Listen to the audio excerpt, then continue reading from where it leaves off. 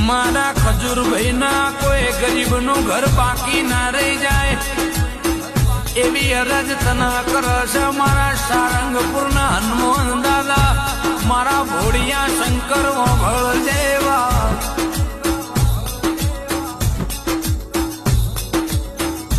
પોતે તાપનો તડકો વેઠ્યો એ ઠંડી વરહાદ ના જોઈ અધરાત મધરાત ના ઉજાગરા કરી ગરીબ નો સાપરું જો ના ઘરમાં પલટી નોખ્યો ના